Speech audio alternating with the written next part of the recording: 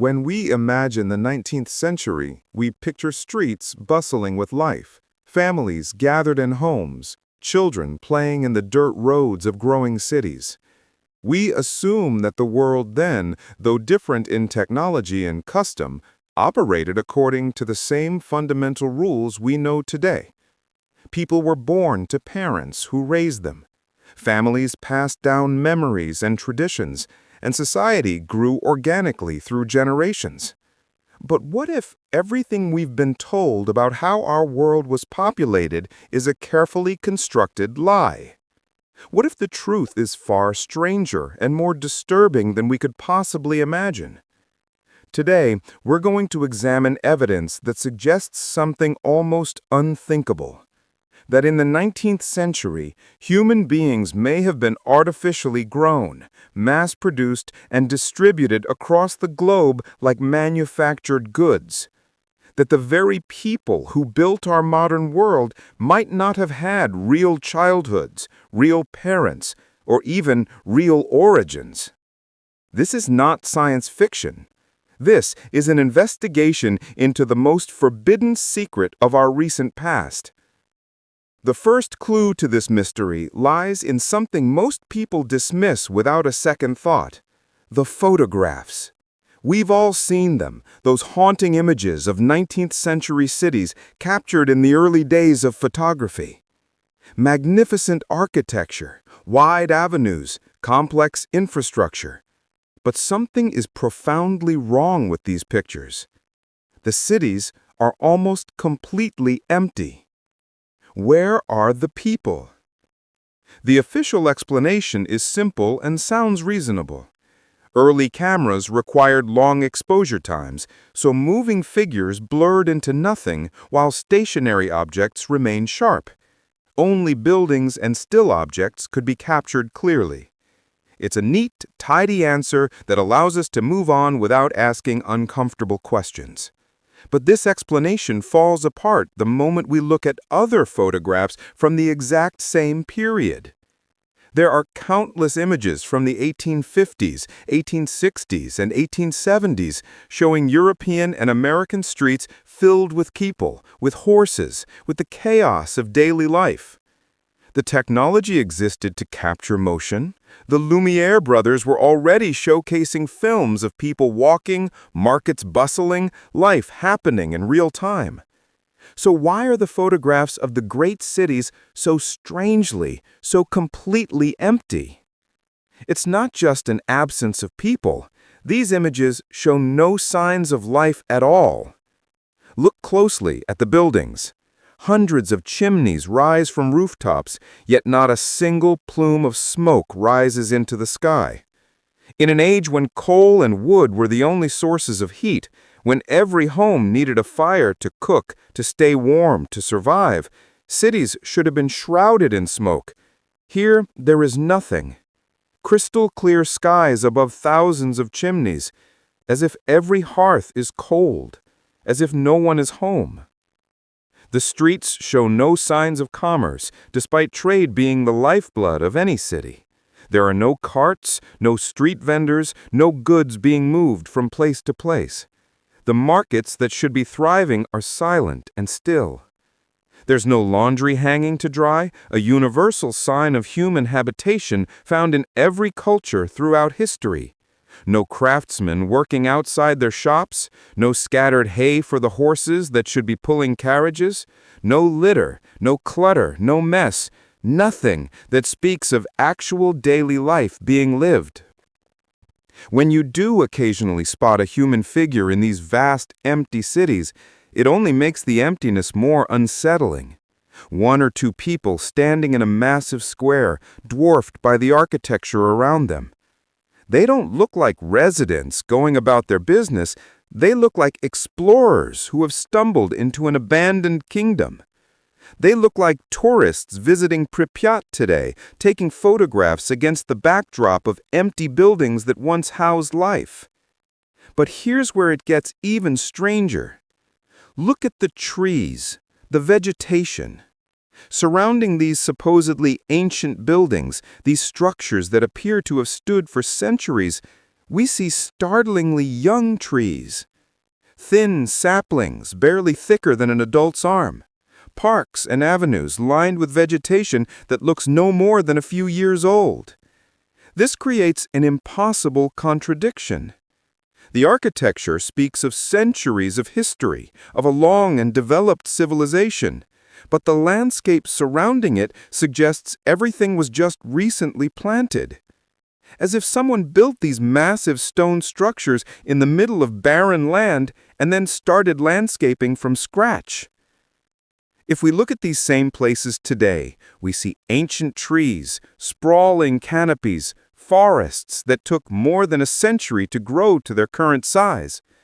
Which means that when these photographs were taken in the mid and late 1800s, all this vegetation was indeed in its infancy.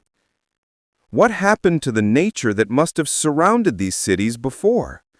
Why would a civilization capable of creating such magnificent architecture live surrounded by such young and sparse flora? All of this points to something that official history desperately wants to avoid acknowledging.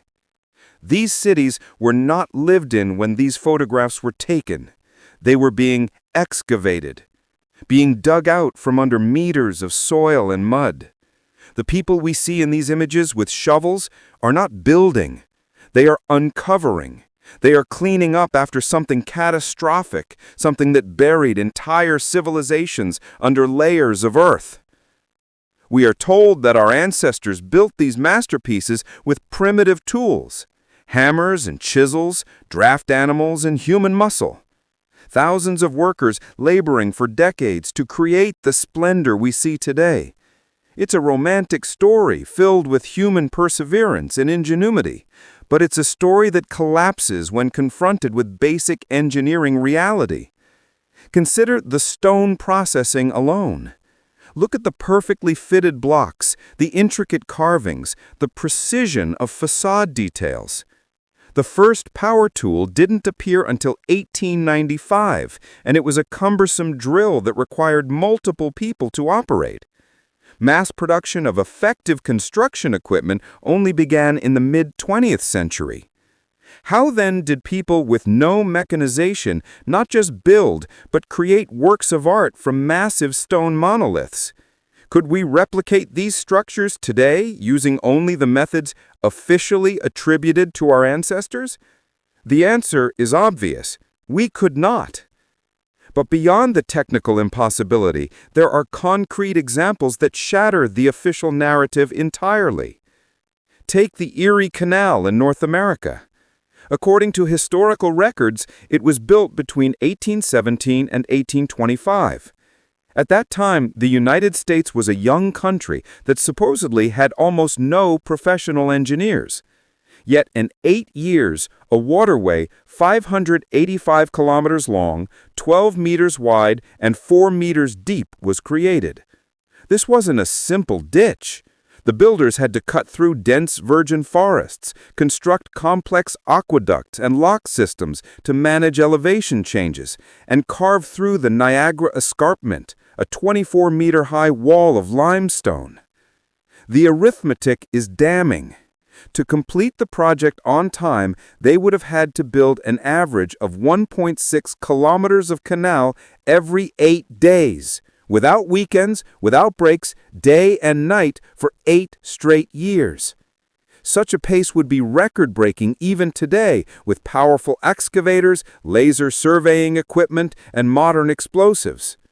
To believe this was accomplished by unskilled Irish immigrant laborers with oxen and shovels is to believe in a miracle. It defies physics. It defies logic. It cannot be true. Then there are the star forts. These structures are scattered across the entire globe, found on every continent. Official history calls them defensive fortifications created in the age of gunpowder to protect against cannon fire. Their complex geometric shapes were supposedly designed to eliminate blind spots during attacks. But this explanation ignores the most glaring problem. These forts display mathematical and geometric precision that seems impossible for their supposed era. Their perfect, symmetrical shapes, consisting of dozens of precise angles and bastions, can only be fully appreciated from above, from a bird's-eye view. Our ancestors, we are told, had no satellites, no airplanes, not even accurate topographical maps. How could they design and oversee the construction of such massive and flawlessly symmetrical structures without being able to see their creation from above? So we have grand, empty cities built with impossible technologies. But the most shocking secret is not hidden in photographs or architectural mysteries. It lies in what happened next, in who came to live in these excavated ghost towns. And the answer to that question reveals perhaps the darkest truth of our modern world. The official story of the 19th century orphan crisis is one we accept without. These were not medical facilities. They were sideshows, placed in the entertainment sections of fairs, alongside attractions with names like House Upside Down and exhibits of human oddities. The babies were referred to in the press using first names only, their backgrounds unknown or deliberately obscured. Visitors would watch as nurses fed and tended to these tiny infants, marveling at the technology keeping them alive. But nobody asked the obvious question. Why were there so many? Why this sudden explosion of premature births requiring such public intervention? At the 1904 World's Fair in St. Louis, the incubator exhibit became a disaster. Reports vary, but somewhere between 20 and 39 babies died during the fair's run, with only 4 surviving out of 43 total. The facility was described as a charnel house by the local Humane Society. This was not an isolated medical tragedy. This was the result of an operation that was not what it claimed to be, stretched beyond its capacity to maintain the illusion. When all these pieces are assembled, when we step back and look at the full picture, a narrative emerges that is almost too disturbing to contemplate.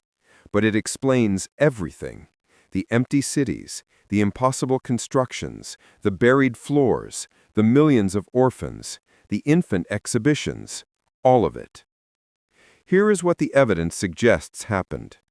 In the past, there existed a highly advanced global civilization, one that built the structures we see across the world, from the canals to the star forts to the magnificent cities.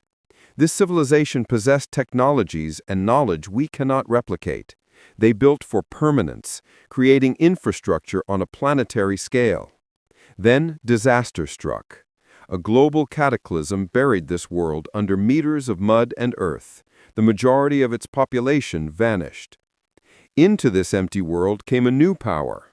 We don't know if they were survivors of the catastrophe or if they arrived from elsewhere, but they were not the builders. They were the inheritors. They found a ready-made infrastructure that needed to be excavated and repurposed. The entire 19th century was essentially a massive cleanup operation, digging out buried cities and preparing them for habitation. But excavating the cities was only half the challenge. They needed to be populated. How do you populate an entire world when most of its inhabitants have disappeared? And how do you ensure the new population has no memory of what came before, no connection to the previous civilization, no ability to question the new narrative? The solution was as brilliant as it was horrifying. You need clean human material, people with no past, no parents who might tell them the truth, no memories to contradict the official story. Children are perfect for this purpose, especially infants. This is where the orphan phenomenon becomes clear. Millions of children were either collected from the remnants of the cataclysm or perhaps produced through some method we don't fully understand. The incubator exhibitions may provide a clue here. What if those premature babies weren't premature at all? What if they were being grown, artificially developed, and the incubators were part of that process? It would explain the massive numbers, the lack of known parents, the need to keep them on public display where they could be monitored and legitimized. These children were given new identities, new manufactured backstories about unwed mothers and social shame, and distributed across the globe. On orphan trains and ships, they were sent to populate excavated cities and empty territories. They became the first generation of the new world, with no memory of the old one. All the rhetoric about illegitimate births, all the social explanations for the orphan crisis, all of it was propaganda, a smokescreen to hide what was actually a massive repopulation program, the creation of a new humanity from blank slates. The people we see in those 19th century photographs digging in the streets are not builders. They are the cleanup crew and the first settlers. They inherited a world they did not create, populated it with children who had no past, and then wrote a new history to explain it all. A history that made it seem like human civilization had developed gradually, naturally, over centuries. Our entire understanding of the 19th century, of the Industrial Revolution, of the great westward expansions and the building of modern infrastructure, it's all a carefully constructed narrative designed to hide the truth. That we simply found everything already built, that we excavated it, claimed it, and populated it with manufactured human beings. This is why the orphan train stopped in 1929. By then, the repopulation program had achieved its goal. The territories were settled, the cities were full. A new generation had grown up believing